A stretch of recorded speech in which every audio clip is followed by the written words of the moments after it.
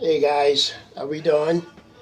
Chico here this evening, coming back to you with a few cars that I got. Um, the cars that I am going to show this evening um, are really some unique cars. I would be remiss if I didn't say how I got the cars. Just recently at my hobby shop, I picked up a couple of cars. Now, you did see two of them. And I mentioned that the cars came from a collector who had passed on. And to my surprise, when I went to check the cars out online, uh, these models were quite expensive. You can only get them on eBay, and because the Fairfield and diecast model holes, everybody, I mean, they were released in the early 2000s. Um, and I just want to say that I feel kind of honored to be the caretaker to keep these cars out in the public, maybe, so to speak.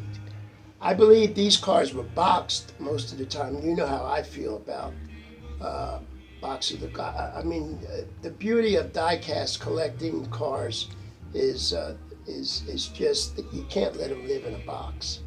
And for me, the muscle car era, whatever I can get, that history, that nostalgia that goes with it, it's pretty cool. Remember, when I showed you this car, I had no idea that this car was going to be 3 times the value that I paid for it. And I was really surprised at that. And this car was, again, kept in the box, so I'm happy to kind of bring it out in the daylight.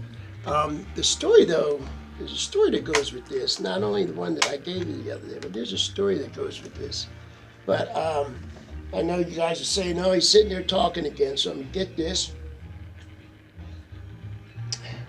And what I'm going to do is I'm going to get the first car up here. This Superbird, when I saw it, I know there's purists out there. You got to have a crazy plum purple. You got to have the canary yellow, or the bright green. And by the way, they had the crazy plum purple along with a black one, the Superbird. This black chrome is unbelievable, and whatever you're seeing, you really got to be in the room with it. It's a beautiful car, well detailed. It's just an amazing and beautiful car. I'm going to get my flashlight out here. I'm going to stop this from spinning.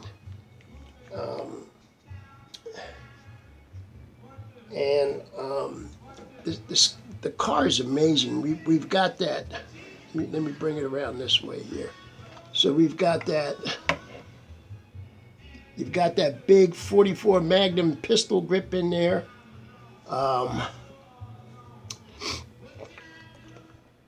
Let's see. I think I'll just. So it's got the regular Chrysler wheels on it. The inside is very cool. I'm a little tool here. We got the Roadrunner emblems are on the door right there. You can probably you can't see it. Also, the Roadrunner is on there he is. He's on the back of the car over here. Everything is on it. You got the Roadrunner decal there, and we've got the Roadrunner decal here. We've got the turn signals up there. I'll show you the bottom of it right quick. This is number 376 out of 996. Guys, this car is cool. I'm telling you, it's the inside is cool. Let me see. Ertl made this, but the only thing they didn't put was carpet in there. But believe me, you don't need it. It's just so well done. It's just beautiful, beautiful, beautiful. the trunk.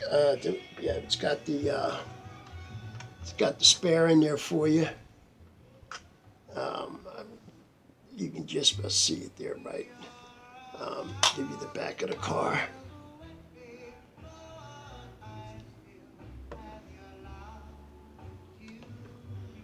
Beautiful, beautiful car. Black chrome. And I'm going to open up the hood for you.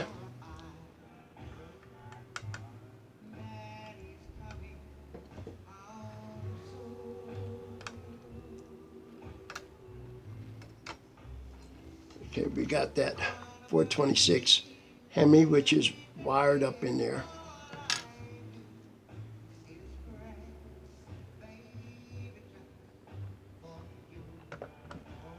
I know I've got my so-called camera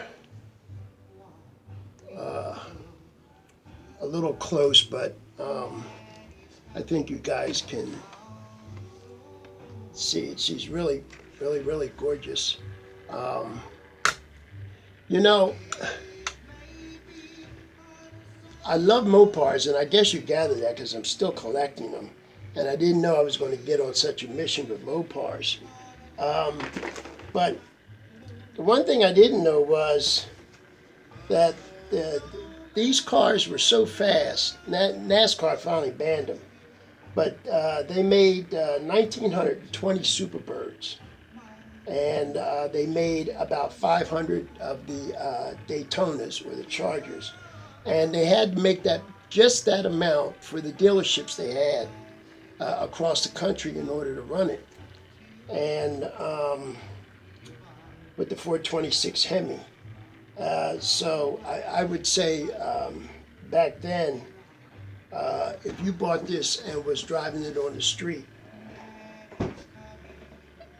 there's nobody touching you. There just wasn't anybody touching you. So anyway, gorgeous car.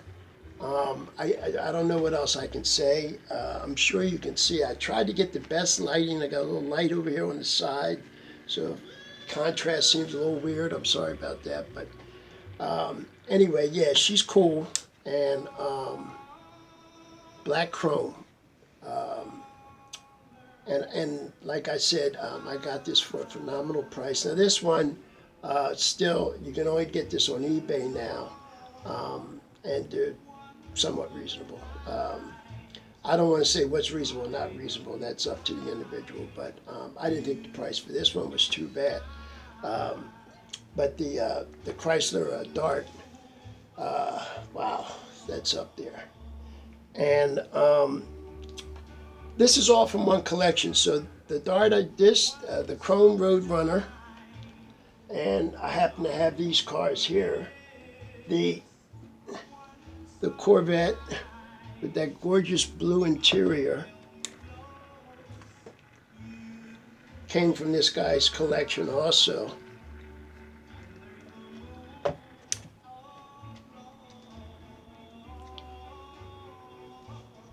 So it's got the gorgeous blue seats, great carpet,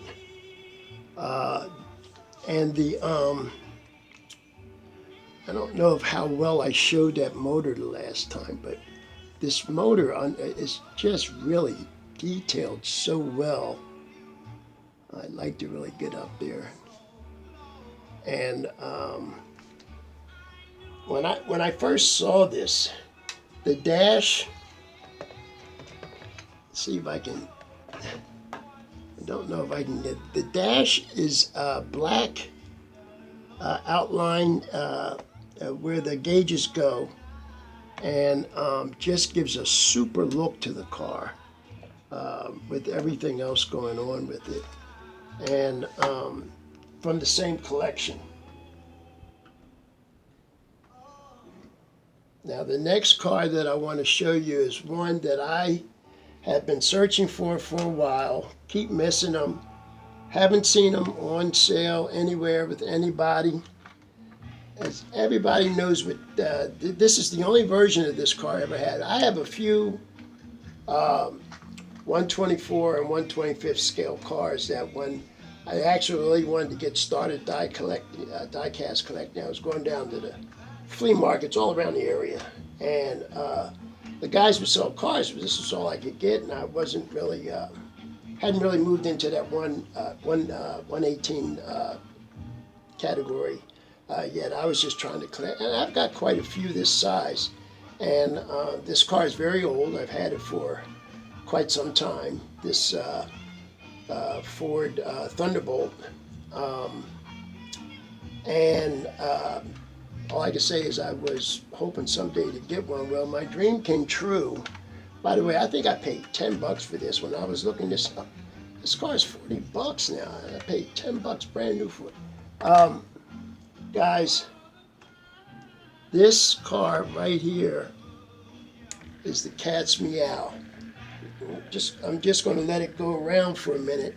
The packaging, this plastic bag here, contained this really cool looking certificate with a bunch of cool information on it. It's kind of like the Declaration of Independence type thing here going on here. So it's really nice. And then they give you this booklet here. Now, when Chrysler sent this car to Hearst, the fiberglass front end and all that, Ford was chasing Chrysler back in the early 60s.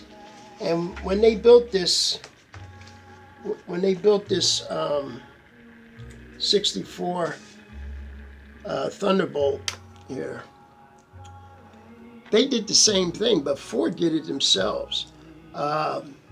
This car they had took the stripped it down as much as they could strip. Now, Chrysler took the back seat out of theirs, so I don't know why they left the back seat in this one. But they even took the coat hooks off. It's all that's written in here. And when I looked inside, I couldn't believe it. Your little clothing hook that you have in there. They deleted the windshield wiper on the passenger side. The whole front end was fiberglass. It was made up. It has the big 427 engine. We have, let me get this out here. So we have metal tow hooks here. We have the fiberglass, photo etched grills here. And I'm going to get it. We got the, we've got the engine here. And this 427, all I can say is when I looked at this, I don't think there's 12 inches maybe on the right side, but on the left side, I don't believe there's a 1/4 inch of room for the valve cover. They squeezed that in there. I'm gonna this just ran with headers, and these custom-made headers, they really had to go through a bit to make them the way they're designed there. You can see they're not just welded, they're shaped and then bolted, so they must have really had a tough time getting that. It's got the drive shaft that turns on it, and working suspension. The tires have shrink wrap on them, so I haven't even taken that off yet. The hood in the back here. We close these doors. I'll show you the interior in a second. So the hood here has photo etch grill in there. Looks really cool. The chrome looks great on this. And these door panels are they're fabulous, these door panels here. The door knobs, the door handles. Let's see if I put it like that, maybe shine that light over there a little bit. The door panels are really nice. It's got a gold color interior, and believe it or not, and they actually left out the sun visor on the passenger side. And when they stripped out the back, you can actually see the springs to the back seat. And I know you can see that because I can see it. And let's see. So they put a VIN plate just like it would have been back in the day, and the VIN plate is right there. And they use a pin that keeps the door closed. So that's really nice. The car is great to look at. You got the tack up. You got the tachometer up here on the dash, which for you older guys that have seen this car a lot, that was the big deal. The tack up there on the dash, that's where they put it.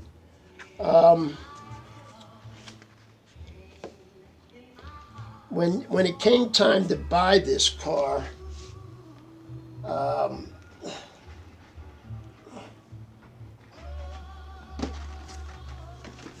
this is the box that it came in,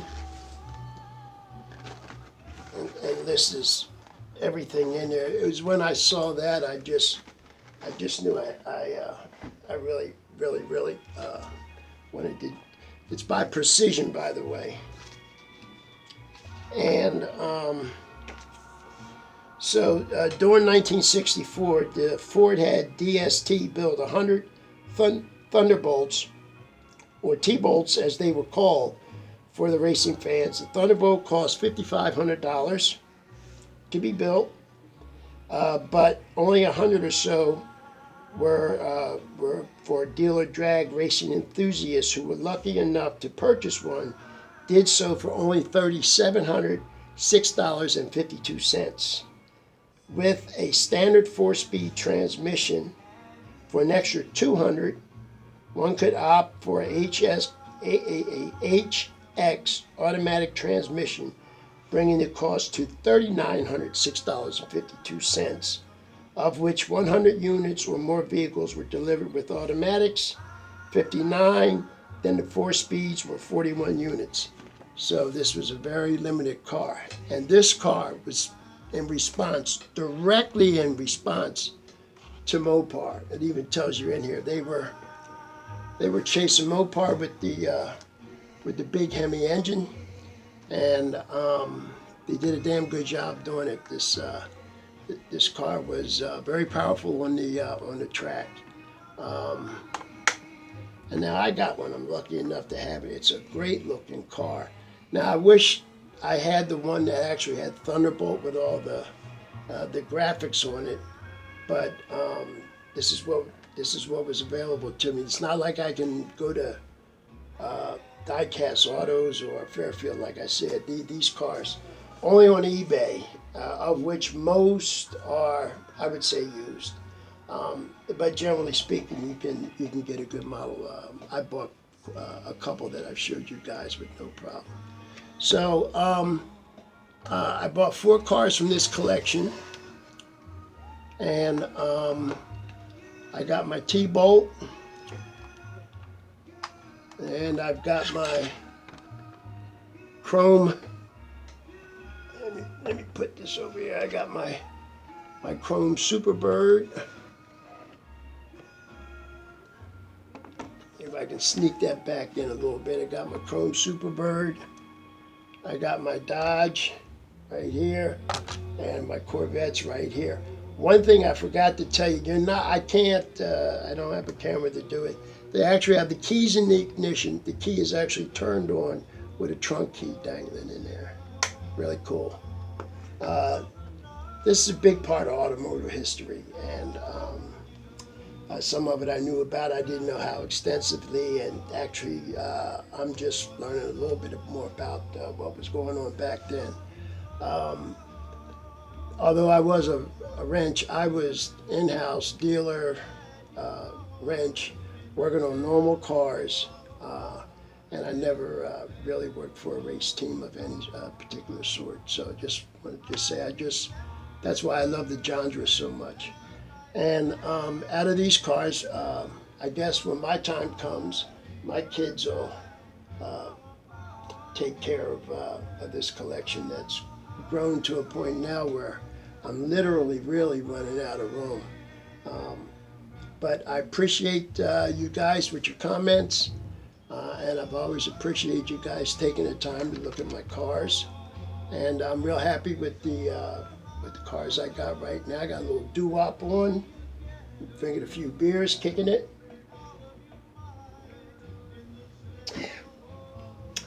I want to say hi to all my brother and Marines out there, but don't worry, I got Army, Navy, Air Force, Reserve. I got, you're all covered. Everybody's covered. So until next time, yeah, I've pretty much said what I had to say. Let me get off while you guys still like me. Peace out. Stay safe. This is Chico. Talk to you later.